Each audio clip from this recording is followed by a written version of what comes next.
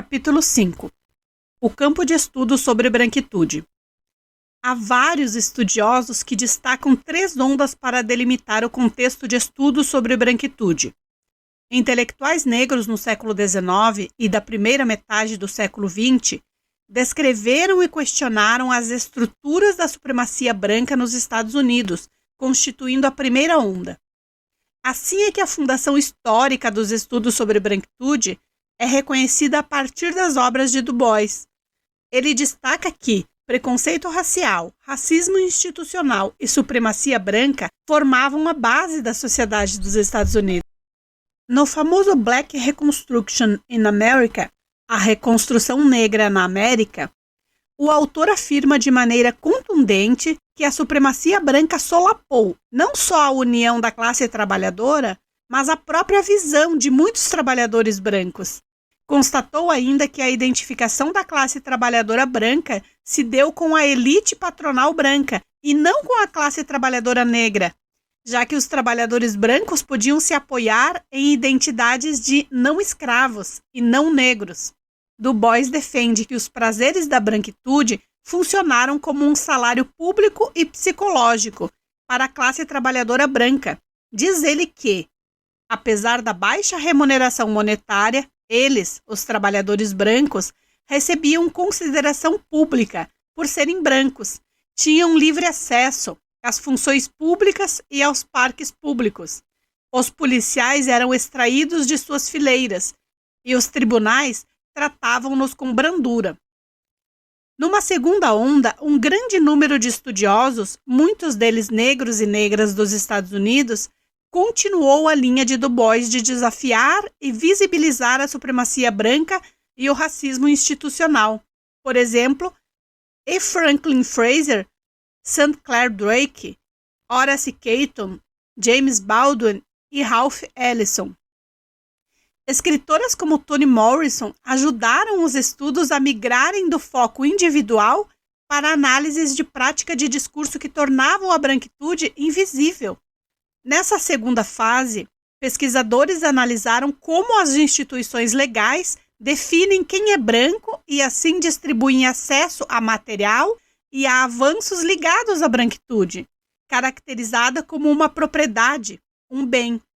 Destaco também os estudos de Peggy McIntosh, que em 1988 elencou 46 privilégios de pessoas brancas, tais como se verem amplamente representadas em programas de TV e revistas, falar em público para um grupo de homens poderosos sem que a raça seja posta em julgamento, escolher maquiagem facilmente, não precisar se posicionar em nome de toda uma raça, entre outros. Na terceira onda, a branquitude aparece sempre muito ligada às reações brancas diante do aumento da presença de negras e negros em lugares antes frequentados só por brancos. A ampliação das vozes negras que denunciam a apropriação dos bens materiais e imateriais da sociedade pelos brancos e clamam por justiça e reparação ameaçam a supremacia branca. O nacionalismo se evidencia recorrentemente na marginalização de grupos considerados minoritários para ocultar e contestar a existência do racismo institucional.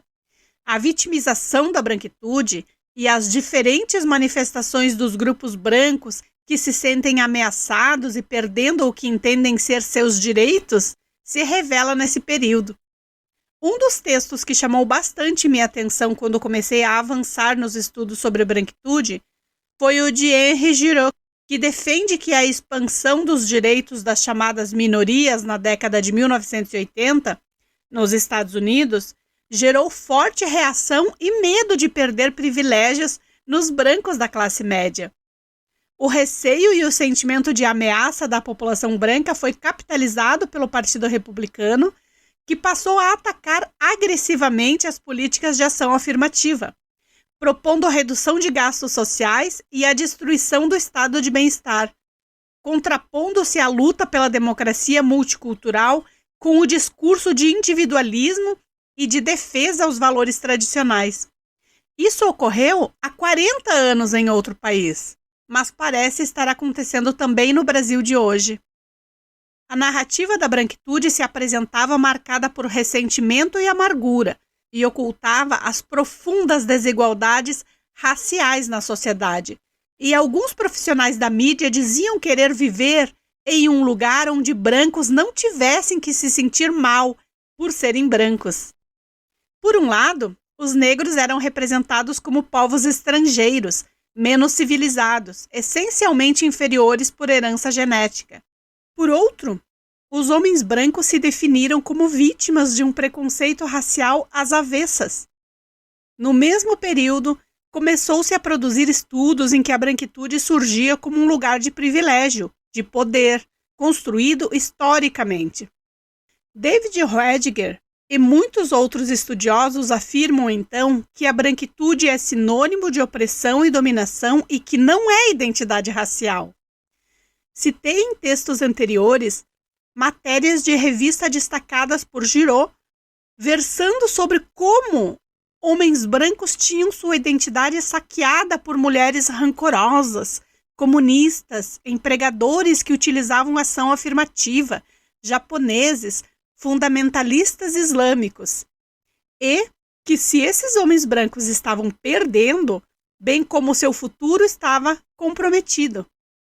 Outro ponto que merece destaque é a masculinidade branca, que aparecia sempre associada ao sentimento de estar sob ameaça, provocando resposta violenta. Grande parte da minha abordagem sobre a branquitude está concentrada nessa perspectiva. Me lembro de uma, entre tantas situações, que me provocou a pensar a respeito. Num fim de semana estávamos um grupo de mulheres negras batendo um papo descontraído quando uma delas exclamou: "Sabe que um dia ele me perguntou se os homens negros eram mesmo mais bem dotados que os brancos?" Acabamos rindo muito da pergunta, pois ela já havia sido feita a outras de nós por parceiros brancos. Algum tempo depois, refletiu que esse questionamento feito por homens brancos para mulheres negras revela sobre a masculinidade branca. Parece que os mitos, ou não, criados em torno do homem negro, que no imaginário social os colocam em situação de vantagem diante do homem branco, no que diz respeito à sua sexualidade, são um importante elemento que assombra alguns homens brancos. Esse mal-estar pode definir uma relação tensa de contraste com o homem negro e ser parte da cega violenta genocida de homens brancos contra homens negros. Porém, sobre essa questão paira um suspeito silêncio. Fanon, psicanalista negro, após extenso estudo feito com europeus durante 4 anos, chama a atenção para o fato de que as representações sobre os negros estão matizadas de sexualidade. No inconsciente europeu, foi elaborado um crescendo excessivamente negro, onde estão adormecidas as pulsões mais imorais, os desejos menos confessáveis. Para Fanon, ter fobia dos negros é ter medo do biológico, pois os negros só são vistos como seres biológicos. Ele explica que para um africano não há esse medo do biológico. Além disso, para ele, o ato sexual é apresentado como natural. Enfim, as relações de dominação têm muitas facetas, e uma parte expressiva delas, às vezes a mais relevante, fica encoberta, silenciada. Outra abordagem sobre branquitude pode ser observada na análise de textos do período entre 2008 até 2016, feita por Steve Gardner, em 2017. Ele entende que, desde 2008, alguns caminhos diferentes foram tomados, o que fez a terceira onda de estudos sobre a branquitude se distinguir por utilizar novos métodos de pesquisa, incluindo a internet, biografias raciais, música e imagens, interesse em práticas para reconstruir e reforçar a identidade e supremacia brancas num mundo pós-apartheid, pós-industrial, pós-imperial e pós-direitos civis. Nacionalismo, representado por figuras como Jair Bolsonaro e Donald Trump. Movimentos nacionalistas vinculados à extrema-direita têm se fortalecido nos Estados Unidos, na Europa Ocidental, na Europa Central, na Ásia, no mundo muçulmano e na América Latina, usando de maneira intensa e agressiva dos meios digitais, especialmente as redes sociais.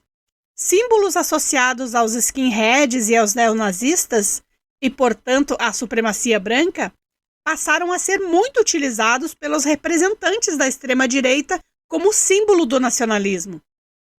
Essa conexão com o nacionalismo é muito evidente no que diz respeito à masculinidade branca, segundo estudos que focalizam suas diversas expressões, em espaços privados e públicos. Mas a relação entre masculinidade, branquitude e nacionalismo, infelizmente, não tem muita visibilidade. De fato, branquitude, em sua essência, diz respeito a um conjunto de práticas culturais que são não nomeadas e não marcadas, ou seja, há silêncio e ocultação em torno dessas práticas culturais.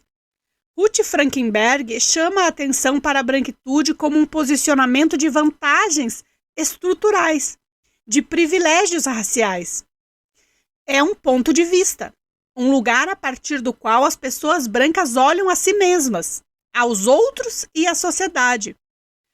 Um ponto de inflexão fundamental adotado por mim em meu doutorado foi atentar para 2 linhas de estudos sobre as relações raciais no Brasil. De um lado, pensadores de meados do século XIX que afirmavam que os negros eram inferiores biologicamente e por isso foram escravizados. De outro, quase um século depois, estudiosos mais progressistas defendiam que os negros não eram inferiores biologicamente, mas, como foram escravizados, acabaram ficando psicologicamente deformados. É interessante destacar que nenhum desses grupos de estudiosos apontou a existência de uma deformação na personalidade do escravizador, isto é, do branco.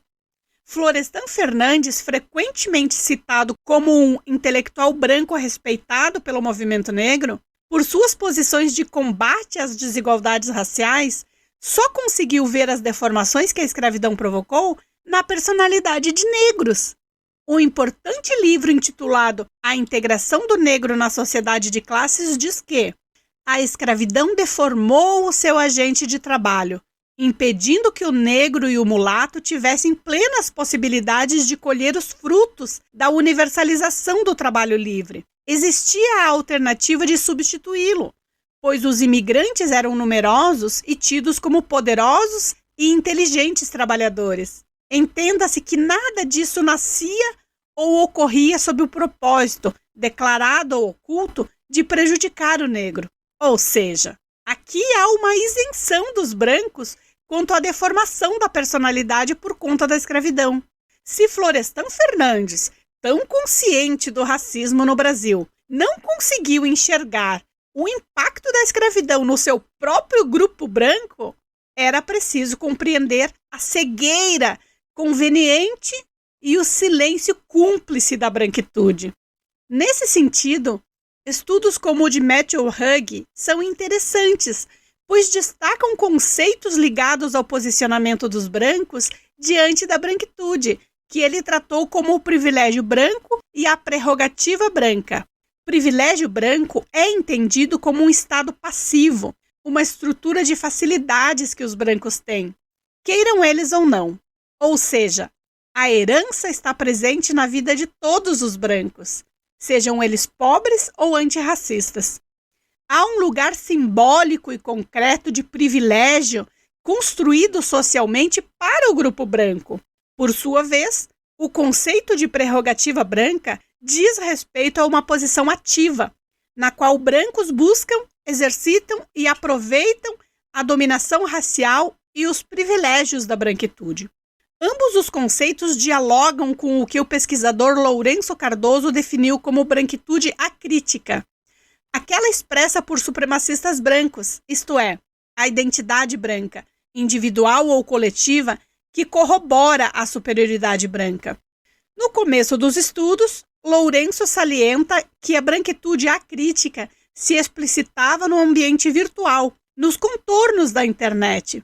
O avanço de Trump é um exemplo de como a branquitude acrítica ganha materialidade, tendo como emblema o evento ocorrido em 2017, em Charlottesville. Cardoso propõe, então, atentar para o crescimento e o fortalecimento de organizações neonazistas.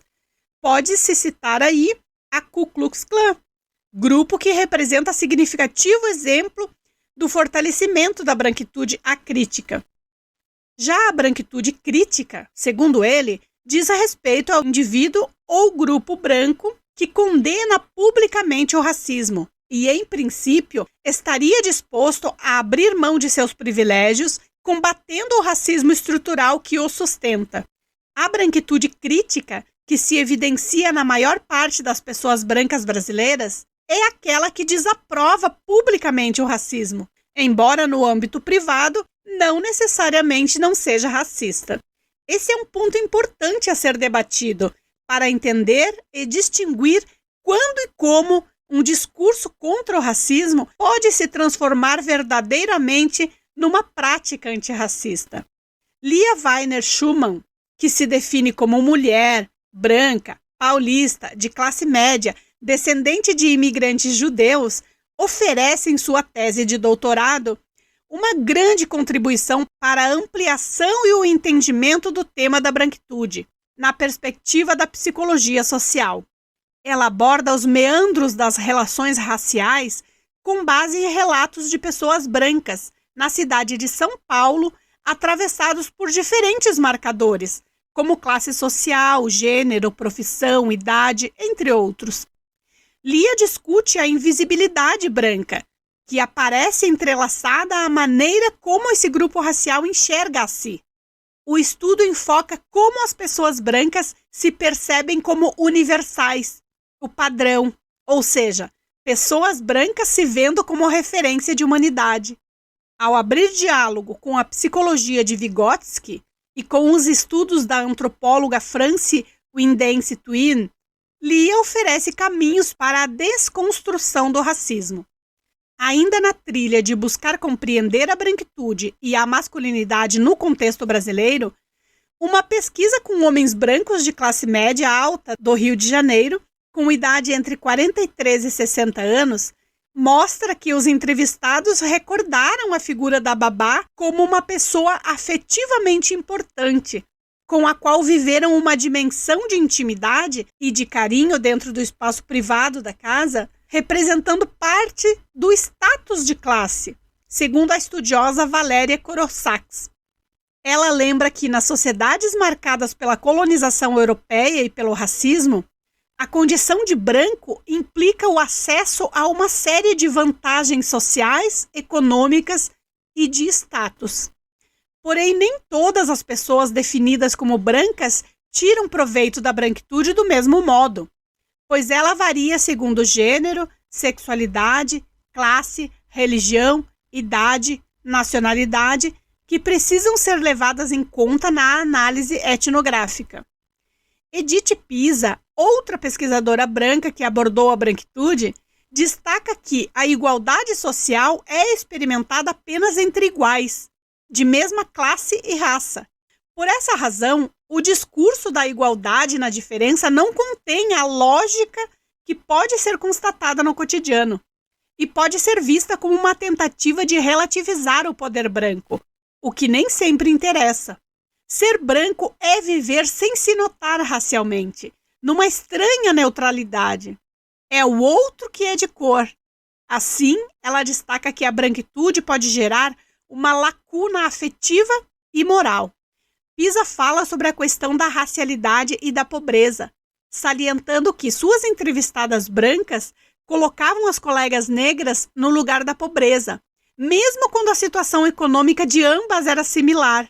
Ao comentar que sua família proibia a convivência com negras, uma entrevistada disse: "Não era por dinheiro, era moral, porque dinheiro a gente também não tinha dinheiro.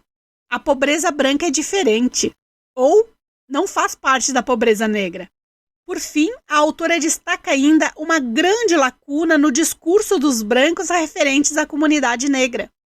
Algo como não vê, não sabe, não conhece, não convive. Em termos cognitivos, há um embotamento na capacidade de apreender e aprender com o outro.